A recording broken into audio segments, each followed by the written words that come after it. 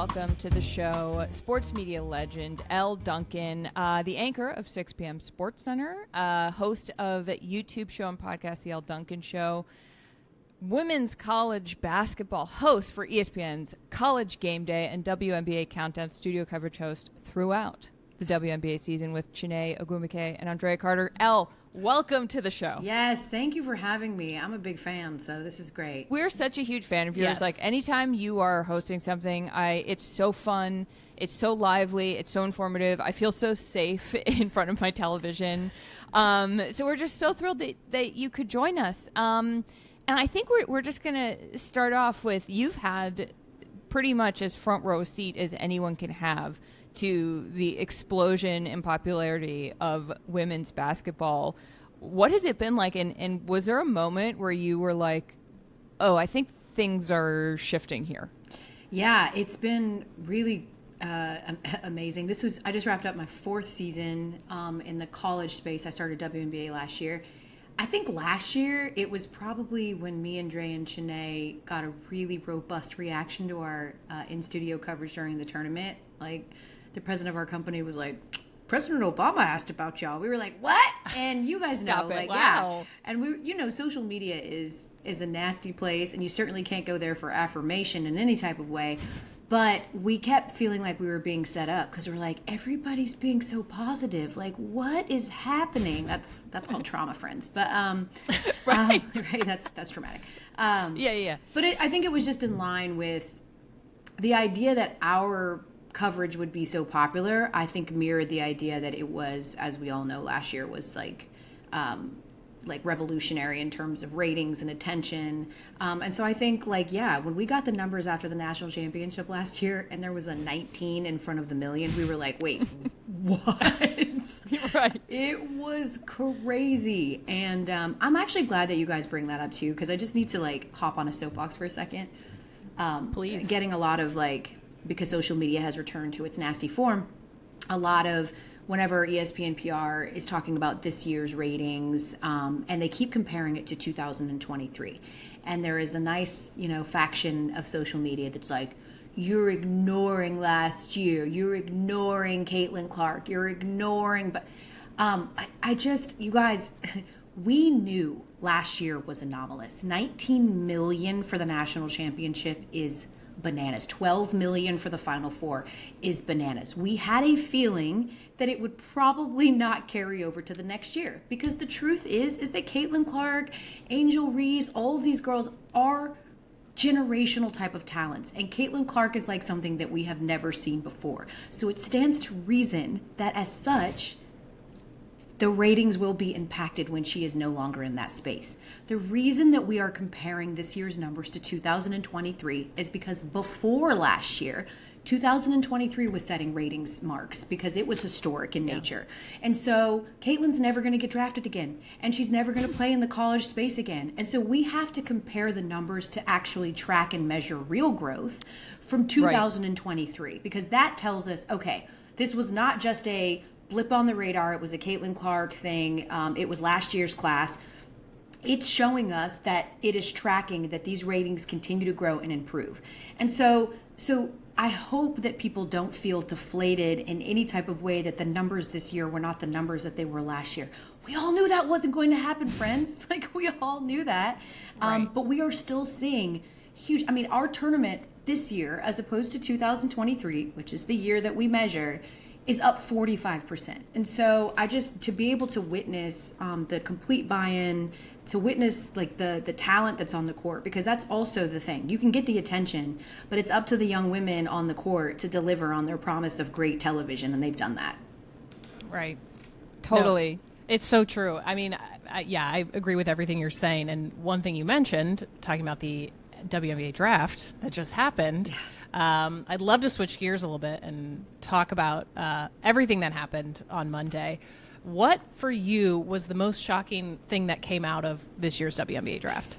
Ooh, shocking. I wasn't super shocked. I thought Golden State would make a bit more of a splashy move in terms of, we sort of likened it to, will they make their Trae Young move, AKA the Hawks, who forewent Luka Doncic, as we all famously know, but because for the Hawks, it was about selling tickets. And Trae Young was a walking highlight factory, right? Like, he's a logo shooter. He's splashy. And we wondered if they would just make, for the sake of selling tickets, make a really splashy move. Would they bring in someone that was really popular, like Hailey Van Lith, that most people probably would have told you shouldn't have been a top 5 pick, but we were sort of interested to see what they ended up doing. They did not. So I was not super surprised with really anything that happened. 1 and 2, between Paige and Dominique were pretty set. We all kind of knew that was going to happen. I thought that, Washington did a really good job loading up, but to me, there wasn't anything that was earth shattering. I would say that this draft class was pretty top heavy in terms of players that you think are going to instantly transform a franchise. And then there's a lot of talent, people that will be great in their roles, people who are going to add specific things to teams. But this was not necessarily one of those drafts where, apart from the intrigue of what was going to happen after 2, I think this was one of those drafts that was earth-shattering. Right. I felt like there were so many personalities at the draft. Obviously every year there are, but the number of stories that we saw come full circle this college basketball season off the court, which is what we love, of Paige Beckers. She finally gets her national championship after she's been hurt, and after and the way that she advocates for her teammates in every single the fact that she gets drafted and she says to Holly Rowe, also a legend, someone should draft Caitlin Chen and Aubrey Griffin, and then they did. Do you think Paige saying that had an impact on whether Caitlin Chen and Aubrey Griffin got taken the last and second to last in the draft? I would love to believe that, but no. You're like, that was already planned. I don't think so. I mean, we saw it last year with Kate Martin, who was just in the crowd to support Caitlin Clark and then got drafted out of the crowd. In the W space, second and third rounders are really there to compete at camp. And I'm not saying that they don't make the roster, but it is definitely more of an uphill climb just because there's not as many spots. And even though, teams are growing, there's not as many teams. But I do think that those two in particular can make a really tough camp for somebody and make people think, like, should we add them to the roster? Aubrey had been injured just like everybody else that's come through UConn over the last 5 years. I mean, good God, they have had just the worst injury luck.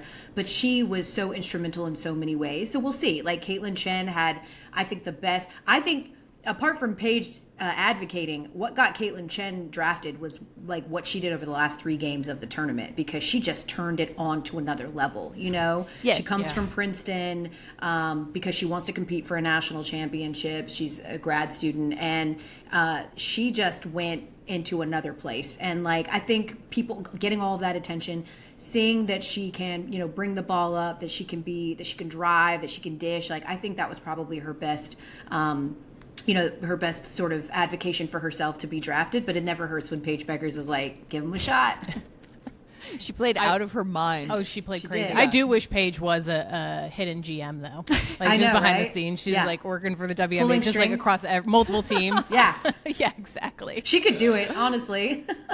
No, she could. I actually do think she could. But I do think it's interesting, too, how much I think social media plays a role in how these players are perceived. And to your point, we talk about off-the-court storylines all the time on the Sports Gossip Show, but how you kind of get a different look and perspective into these players' lives, and you feel, I think, more invested than ever before. I mean, you could say this beyond just WNBA, across athletes as a whole. Right. But I do feel like I was so invested these past couple of years in these college athletes, their personal lives, what are they posting on Instagram, who are they dating? And so it got me even more excited going into the draft to be like, oh, did they bring their significant other? Hailey Van Lith brought Jalen, And I don't know about you, but I'm curious, do you feel like you keep tabs more on some of these athletes because of the fact that they're just more chronically online? And so you're just more invested personally in their success because of that? Absolutely. I had joked, I talked to Essence on the orange carpet at the draft, and I basically was like, this is the social media draft, because all of these women are huge on social media. They all have really big followings. And I think it's an astute observation. People keep asking me, why do you think that the women's game just feels more popular than the men's college game? And it's because to your exact point, like we watched them for years, you know? If you're a really good talent on the men's college side, you're gone after 1 year. Like look at some of the superstars in the NBA. You mostly forget where they went to college because they were there for a cup of coffee, right? But you watch these players like work their ass off. You watch them from the time they're freshmen. You have to be 22 the year of the WNBA draft to even be draft eligible or not have any more eligibility. So we sort of watch them. I think NIL has helped. Women are better at social media. A lot of the like science, right? Like we just are. So I found like I saw Isaiah James and Sanaya Rivers at the draft, and I was like, "What dance are we going to be doing today?" Because you know I follow them and I know that's their thing, and they express themselves with their dancing. And so I'm like completely with you. I think they do a great job of marketing themselves, being honest, and obviously they're great ball players. But ultimately, like in a world we are oversaturated with great ball players, with great athletes, like it's everywhere, you know, like even dudes that aren't really that great athletes, dude perfect, are doing spectacular things online. Like that no longer moves the meter. You also have to be invested in who they are as people, in their personal journeys. Like apart from Paige winning the national championship, I think the best sports story this year has been Hailey Van Lith. She for sure. I mean, she had no draft stock last year at this time, 0 after LSU. And, you know, everybody, you know, the whole season was summed up with her being like, I don't know how to guard Caitlin. Like, what do you want me to do? Right. And she was made a mockery of. Like the shrug, like, what do you want? It didn't work at LSU. And she took a huge gamble and went to TCU. And I'll be the first to admit, I was like, why? like this team couldn't even field a team last year because of injuries. They had to hold open tryouts. They won like 6 games. Why would you go there? I mean, apart from the money. But she took a huge swing and she knocked it out of the park. And she went from no draft stock last year to a first round pick this year. And I was rooting for her, you know, not to sound like Tyra Banks. We're all rooting for you. But we're all rooting for you. But it was like those kinds of stories, I think, that we just don't necessarily get at the college men's place that we're getting with women. Yeah. I also think that for me, at least, it makes me much more invested in the W right now than the NBA. I mean, obviously, you know, I will always be invested in the NBA. I've covered it for many years. But I think for me, the most interesting thing in pro basketball is when you have Hailey Van Lith get drafted and she's going to Chicago and she's being reunited with Angel Reese, who she played with at LSU, where you could have some questions of, you know, she says we're cool and you're like, I totally believe it, but like it didn't work out on the court the way that she wanted it to. And so that just adds a whole level of intrigue where like watching that first Sky game is going to be so exciting. Cause like if they play well together, everyone's just going to be like, oh my God, this is amazing. If Hailey's playing, you know, just like all of the little interpersonal things that I think we get crumbs of on social media. And then you get to see in person. I mean, it's like the most incredible reality show because being in college longer now means that the backstories get that much more intense and the stakes are a lot higher. Right. 100%. Like there is, you know, that's a great one that I'm watching. Like everybody from a basketball perspective is like, how's this thing going to work in Dallas? Like Arike Gumbawale is, you know, she's pretty ball dominant. How's that going to work with old Paige? But also Arike's had to be because she didn't have anyone dishing to her. She had to create all her own shots. So how's that going to work with Paige in a really unique offensive system that's built around Arike Gumbawale? The Phoenix Mercury in the post DT era, like how's Alyssa Thomas going to do there?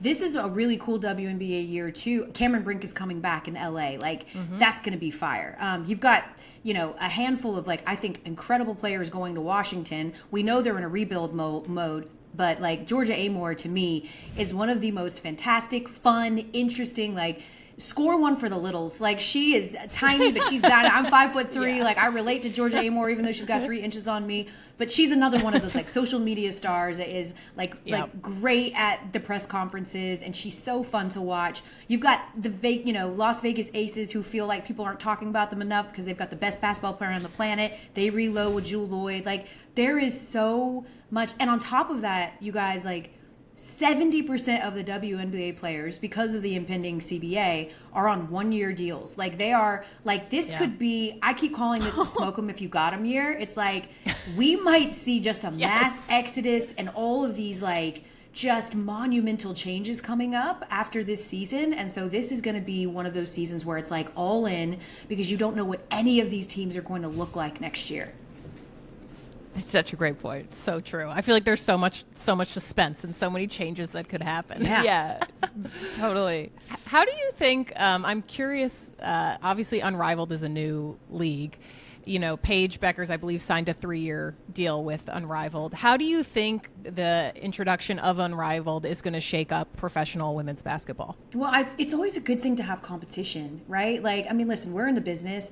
We understand what leverage means. Like, you make a much more compelling argument to get more money, to get more this, to get more that when you have options. And for so long, these women didn't have any options, right? It's like you got one TV network and you got one league to play on, unless you want to go to Russia, right? And like, they don't want to. Right. And so the idea that it was created by WNBA players, and apart from that, the idea that they get an equity stake in the league. Like, it's not just, okay, we're going to pay you based off of some of the media rights, which is how most people get paid, but we're also going to let you have a vested interest in this, because Paige is getting all of that money, but she's also getting a controlling interest in it. So it behooves them to recruit other big names to come and play down there. It behooves them to to go and promote it when the season is over. And it allows them to do the thing that they've all been asking to do, to have an opportunity to stay in this country, to train here, and they get to train together. And honestly, I think a lot of the free agent moves that we saw, and probably for sure we'll see next year when we talk about gossip,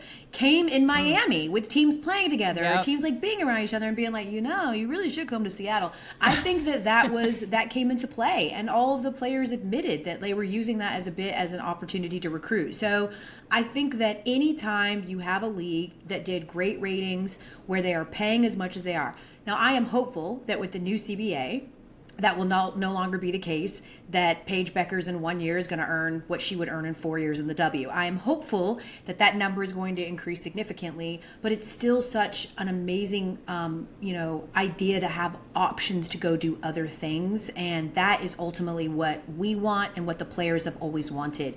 Leverage to say, okay, cool. Like, if you're not going to pay us, if you're not going to do this, cool, CBA. Like, you can't get the CBA worked out. We will sit out. And we will go play on Unrivaled, and we will still earn more money than we would have signing a CBA that we're not comfortable with. So it's great. It's so true. It's also like I love the element of people becoming friends in different settings. It's like what you see in the Olympics a lot, where I was sort of hoping that in the NBA after the 2024 Olympics, LeBron and Steph were actually going to end up on the same team, and it didn't seem crazy because. Right. They had that time together again, it's just exciting. So it's cool that Unrivaled can be that. I loved how you, without our even asking, you said your favorite storylines in the W. In terms of your work around these players, is there anyone who, as you've gotten to know them as a person, has surprised you, or is there like I also love how you and Chiney and Andraya on set are real people, and you joke around. Like, I love when you told Georgia Amore, you were like, I'm 5'3", and she was like, okay, great. And like there was a playfulness that she especially played into. What is that feeling when you get a player who gets up there and is like willing to kind of go back and forth? Because it just seems so fun. It's great. Like, honestly, I do think too, the other great thing about working with women is that we don't take ourselves too seriously. Like, we take our job seriously, our role seriously, but we don't take ourselves too seriously. I find that, sometimes, the machismo from men means that they don't want to be silly, or that they can be defensive or feel like you're making fun of them. You have to sometimes navigate that male ego. Have you ever heard of it? Really? Yeah, interesting. I've never personally experienced that. Never once. Never. They're always really, really great about receiving feedback from women, especially. Always. But I think, to your point, getting to know that I've had a lot of imposter syndrome when I came into the space, just because I've always been a fan of women's sports, but for a long time, and many places still, although that's changing at a place like ESPN, but in many places still, like, you got your contract, you got your money, and all those things covering men's sports, and women's sports was an add-on, right? So it had to be familiar with the big four. You had to be starting with an NFL person, then an NBA person, maybe a baseball person, maybe a hockey person. And so my whole career was really sort of built on that, understanding that like I have to work for all of these major male spaces in order to be taken seriously or able to get sort of the cachet. And so when Maria Taylor left ESPN and then I took over the women's college basketball space, I felt a lot of imposter syndrome because I was like, I don't want these girls to think I'm just jumping on a rocket ship that already took off. I mean, I kind of am, but, and so I just wanted to take the approach of like learning and listening, and I wanted to, when I eventually did have opinions or thoughts, to have built enough trust in that space that they knew it was coming from a place of like knowledge and care. Yeah. And so I think what's been the most surprising part for me in general is just been the kindness and the openness from everyone, the acceptance, like not, there's just this idea that women can be territorial and they can be very like, and it just has been like completely opposite of all that. It's been contrary to everything that I was nervous or scared about, that they'd be like, where were you 10 years ago, bitch? Right? Like it couldn't have been less like that. It was like, we love you. Welcome to the space. Like, what do you need? How do we help you grow? Like what can we do to help you? And that came from my amazing co-hosts with Chiney and Andraya and Carolyn Peck and Rebecca Lobo and Holly Rowe, like all of these women that stepped in and helped me and were like, hey, she prefers to be called this, or like, and then from the players themselves who have just been, great. And I think that once they know that you're for them and that you have a vested interest in not just telling the stories of how they play, but also in telling the stories, because it's very nuanced when it comes to women, telling the stories of like what they're fighting for, why we have these narratives that surround them. Those are things that I can contribute to the conversation in a way that I'll never be able to contribute the acumen and analysis that Chiney and Andraya have. Like I'm never going to know more about basketball than any of them ever, and I'm not going to try. But I can try and learn and understand why some of these things surround them and some of the battles that they've been fighting for a long time and how we can help to improve that. So that to me has been the best part, just the absolute love from all of them. I feel that very deeply, having worked in traditional sports media and then branching out to do this, I feel very similarly in that I felt any time that I'd talk about women's sports, I was like, I know there are a lot of journalists who've been doing this before I've been doing it, and I don't want to seem like I'm just hopping in, and I felt I had to do the male sports. I had to do it because we did to make money for a while, and then doing this with Madeline and being able to bring, even when we're talking about men, because we also joke gossip-wise, like women are smarter than men. Yes. So like men do dumb stuff all the time that's really funny. And like the most gossip in women's sports is like these two people are dating. Yeah. And they really didn't get messy enough for us to have much more. But like to be able to bring the female perspective to talk to, this show is for everybody. It's for women. It's also for men, but we don't feel like we have to talk in any certain way. And it's just like, it's really freeing. And I think part of that is what's so beautiful about what you and Chiney and Andraya are doing. It's just like so refreshing to watch because you don't feel like it's not for you. Yeah. Yeah. So that's not a question. I just had to say that. No, thank you. Because that is the goal. Like the goal is just to be like, hey, we love basketball. It's so fun. They know a lot about it. Let's just like help you learn. Like I think it's great that we represent two OGs, right? Like OGs, they're in their 30s, but you know what I mean. But Chiney is a Stanford Hall of Famer. Like she's a number 1 overall pick. Drea was a Lady Vol. But I would like to believe represent that new group of people who are like, I have really caught this bug. The promotion is working. The platform you've put these women on is working. And so feeling like you have a safe space to come and ask questions and learn and grow. And it's nothing to be afraid of. I always joke that like in hockey, and I wonder how you guys feel about this, but like I covered hockey when I was in Boston working for Nesson, and hockey's like the hockey fan base is like the fan base that's like, you guys don't spend any attention talking about us, and you never do, and you never do. And then the second you call it a jersey instead of like a fucking sweater, they're like, you dumb idiot, you're stupid, you don't know shit, you're stupid, you don't know anything. And it's like, it's not exactly an inclusive space. It's like, okay, well, if I was interested in watching, you make me feel bad because I don't know anything. And if you're trying to expand a fan base,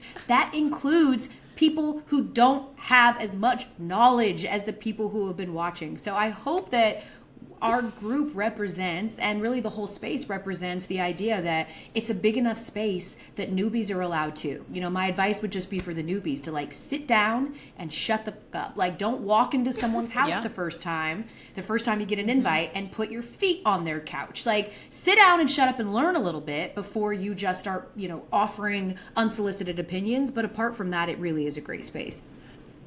No, I mean, as someone who is a sports gossip expert, I don't come from the traditional sports world. Charlotte is our sports expert on the Sports Gossip Show.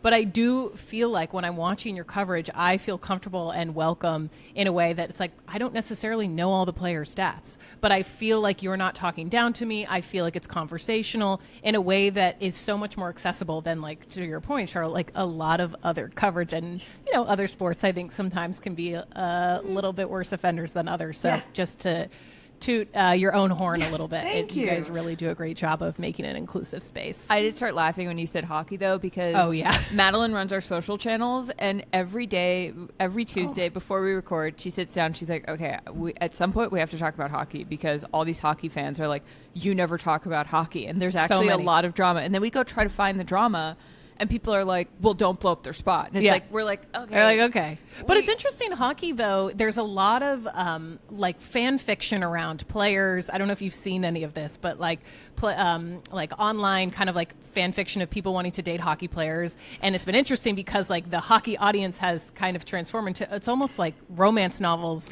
about hockey players. I don't know if you've seen this. I have not. I'm like so curious wild how hockey fans feel about that. No, Reddit. You know what? Crazy. I can see it though, because when you think about, like, at least for me, when you think about sort of like the macho men, like, I know most people want to let that be football players, gladiators, or whatever. I'm like, but hockey players like literally like lose fingers like in the middle of a freaking game, and they're like, put me back in. Like, they like lose like teeth, and they just spit them out and keep going. They are the manliest of manly men, in my personal opinion. They're just like, they've got a little bit of crazy too. So I guess if you're sort of like making up fantasies, then that would be the type that you would want. But true. I don't know. So it's all fun and games until, you know, you get him in the bedroom and then he pops out that denture, and you're like, oh, you no, don't actually look the same with no that's teeth. too real. That's reality check. It's one of those things that maybe it's better on the message boards. Dare I say? Keep it online. Correct. Okay, Elle, we have something special to end the interview with, but before we do, we have to know, what is your, and we ask this of all of our guests, what is your favorite sports gossip story, like off the field story of all time? This is a really tough one, actually, because there was a few came to mind, but I still think that the absolute messiest shit I've seen is Tony Parker cheating on Eva Longoria with Rick Barry's wife, his teammate, and it forced like a divorce between everyone. Like, that is so bold, bro. Like, they were like friends. They were like vacationing together. And so my mind starts wondering, and I'm like, how many times did Eva go to bed early? And like, oh my God, I just think that's low, bro. Like, you cheat on your wife, it happens, it sucks, but it happens. But with a teammate's wife is just, that's pretty bad, y'all. Not good. That the White Lotus could never. Mike White couldn't write that vacation storyline. Oh, that's such a good one. I totally forgot about that. You know, we do not talk about this enough, honestly. I think Tony Parker got away with, like, when you hear Tiger Woods, you kind of think of Elin Nordgren smashing his headlights. Yeah. But when you hear Tony Parker, you're like, oh, he's French, and I think he's in the Hall of Fame now. And so, that's so true. I think it's important that we bring back the level. Also, Mike White should put an athlete storyline in the next White Lotus. That would be good. 100%. I'm so with it. I also think that, like, you know, rest in peace, Kobe, but Kobe snitching on Shaq was also pretty good. Like, him being like, well, Shaq cheats on his wife too. That is such a bro code violation. So maybe Mike White could do like a combination of both of those things. But I think you're right. Tony Parker has been completely left off the hook, because I can't drive by a Perkins restaurant without thinking about Tiger Woods. But when it comes to Tony, maybe it's just because he like disappeared and he's French. But when it comes to Tony, we really don't ever talk about that when we talk about his legacy. No, that's so good. It's the je ne sais quoi French attitude that he gets away with it. Plus it's fair. Yeah. He's also really hot, so maybe there's that. Yeah, fair enough. You know, that's part of it. So I hope she's doing well. I think she is. All right, Elle, it's time. Okay. You, on every broadcast, give your interviewees a vibe check. Mm-hmm. Oh, or you do it with, you did that at the draft, but you do it with Chiney and Andraya. Yeah. And you say, can you repeat the rules for us? Because you're such, I love when you have to say the rules every time. Yeah, so the vibe check is I just give them a statement, and then first thing that comes to mind on the count of 3, they have to give. And by the way, you guys, we do not plan any of those ahead of time. Like every once in a while, if it's something that involves like a lot of numbers or stuff like that, that's hard to process within like 2 or 3 seconds. So I might be like, hey, I might ask you guys this, but we do not know their answers going in, ever. Love it. Okay. All right. Well, we're going to do that to you. We're going to give you a statement, and you have to respond. First word that comes to mind. Okay. Madeline, kick us off. Best fit at the draft. Kiki Iriafen. It was amazing. Fire. Custom Nigerian designer. Beautiful. Absolutely gorgeous. I loved the shoulder. It was fabulous. Yeah. Really stunning. I think that's an all-time great fit. I would say. Legitimately. Yeah. Yeah. She even got the Paige Becker's cosign, who is a great dresser. So, yeah. Oh, she had an outfit change She at did. the draft. Yeah, she did. Iconic. I have to say, Paige recently was on Good Morning America, and she wore, it was like cool, the perfect cut of a sort of wide leg boot cut, but not too baggy jean, white loafers, a white shirt, and she had on this, like the color green that Madeline and I both, We didn't match we didn't plan intentionally. this. Your girl group. are wearing, and who is her stylist is Brittany. Yes, I don't know I'm her last name. I blanking just it. know if she's, yeah, Is it Brittany. Howard, but that's also the name of a Singer. a singer. Yeah. Yeah. I'm so sorry. I will look this up and we'll fix this. She's amazing, and I just want to say that that outfit has broken my brain, and I have been shopping for white loafers, which I Her can't pull off. influence. Yes, you can. You could pull them off. You could pull them off. You could definitely Thank you, pull them but- off. Yeah, She can pull them. you have that cool, relaxed style, too. Yeah. Yeah. Well, now it just sounds like I was fishing for a compliment. Okay, Elle, favorite fit you wore this college basketball season? Ooh, probably the dress for the national championships. It was a little Legence number. I'm very into Legence right now. I say it like that. It could be La Agents. I don't really know, but I'm just going to. We'll ask Tony Parker. Yeah, We'll ask we Tony. should ask Tony how he would pronounce it. But it was cute, and we unintentionally sort of all matched. Like once we found out we were all. Did you gonna wear plan the- that? You all No. had blazer dresses on. Yeah, we all picked those independently, and then we were like, "Hey, what are you going to wear to the draft?" And Sinead's like, "Well, I'm going to wear this pink, blah blah blah." And I was like, "Well, I'm going to wear this white, blah blah blah." And Andrea was like, "Well, I'm going to wear this like green, blah blah blah." And then when we saw each other, we were like, "They match." It's called I thought you chemistry. planned that. Yeah. No, it worked. You were in sync. Sometimes Charlotte and I mean, today we came in the same color. Yeah. We'll wear the exact same outfit, just like we're not cycle sync, but outfit sync. Outfit Yeah, it Outfit happens. sync. Okay, moving on. Best pre-show snack. Ooh, I love Chex Mix Bold. Specifically the I don't Bold. know if I've had that. Not Is the that the basic bitch black one. bag? Yes, the black bag. Oh my god, it's so good. What makes it bold? Is it spicy? Yeah, it has like a just Like, ooh. it's the salt that makes it bold, all right? Let's be clear. They just like douse it in salt and garlic powder, but it's fantastic. Ooh, okay, I'll have to check that out. Okay, also, can I ask a little behind the scenes question? Yeah. For the Final Four, maybe it was the Sweet 16, when you guys were in studio for a really long amount of time, what are you doing between the times that we cut away from you? Yeah, we're eating snacks. I bring in Are a you at the walking desk? Are pad. you watching at Yeah. the desk? Yeah, we watch at the desk. We have like monitors everywhere. And so we have all of the games on. I bring a walking pad.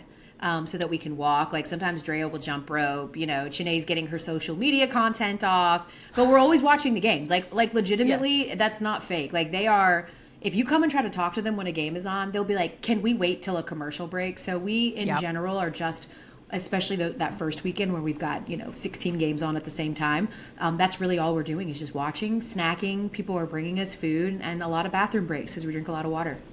Wow. It's awesome. Impressive. Glad I could ask you that. Yeah. Don't know why I didn't think of that. I was watching being like, I wonder what they're up to. And then I was like, I can ask Elle. All right. Next vibe check. Okay. All right. This is maybe a controversial question to be asking this early, but who is going to win the finals for the WNBA this year? Oh man. Sorry, we had Sorry. to do it too. I know. I'm like, God, can we get to camp?